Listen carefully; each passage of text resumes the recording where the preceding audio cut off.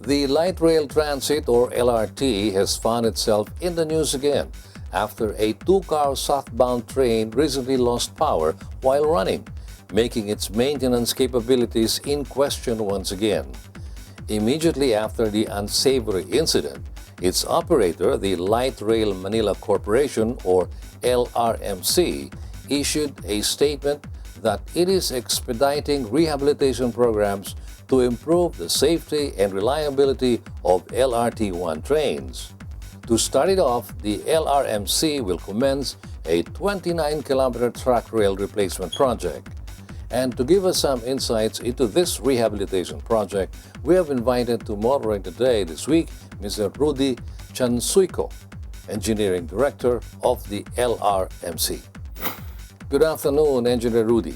Good afternoon, Boots, and to all viewers of Motoring Today. To begin with, why is there a need for this rail rehabilitation of LRT-1? Well, as we all know, this is a 33-year-old system, and only a portion of the rails have been replaced so far. And this rail replacement project that LRMC is undertaking will take care of the remaining worn-out rail that has not been replaced so far. Now, please tell us, which part of LRT-1 will have this 29-kilometer rail rehabilitation? Yes, from Baclaran until Arpapa, and then a portion of Monumento reversing and Baclaran reversing as well. As it is, the LRT-1 has always been cited for having operation problems due to bad maintenance practices, if there are any serious efforts at all, causing persistent service interruptions.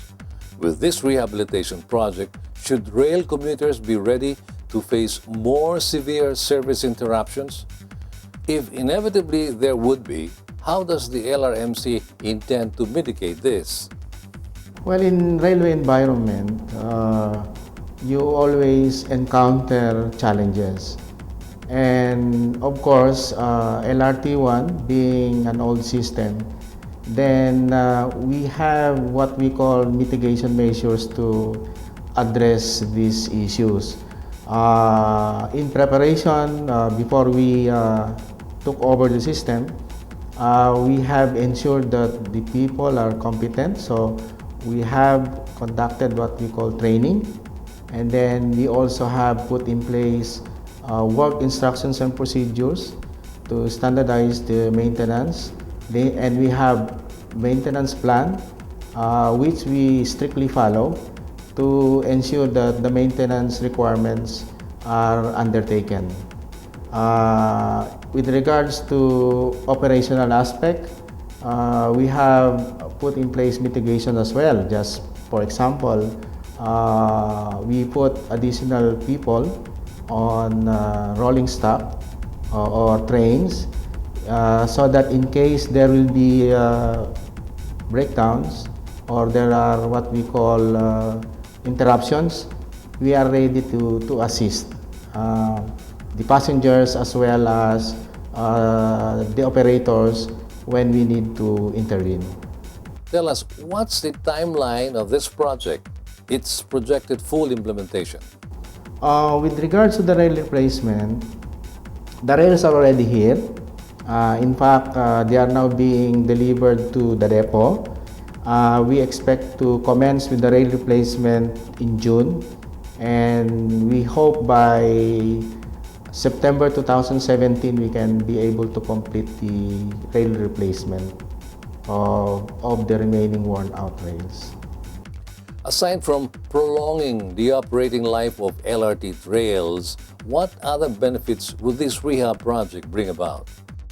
Well, replacing the rail will of course lengthen the tracks again. Hopefully, we expect for the next 30 years. But the benefit will be you will have smoother rides, you will have quieter operation because the rails are new, and of course you will have what we call good effect on the rolling stock because the less vibration, the better for the rolling stock, which is the trains.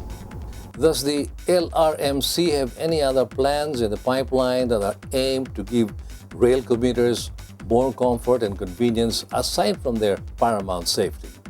Yes, aside from improvements in the tracks, we have also lined up projects like the station improvement, which will improve our stations and facilities. And also with regards to the rolling stock, there will be more trains coming, which is 30 trains, which will be supplied through the JICA loan by the government. And then of course, for LRMC, we have what we call preparations for the extension of the line until Nyog. That will come within the next 4 years. And we will have additional stations as well that goes with the extension until Nyog.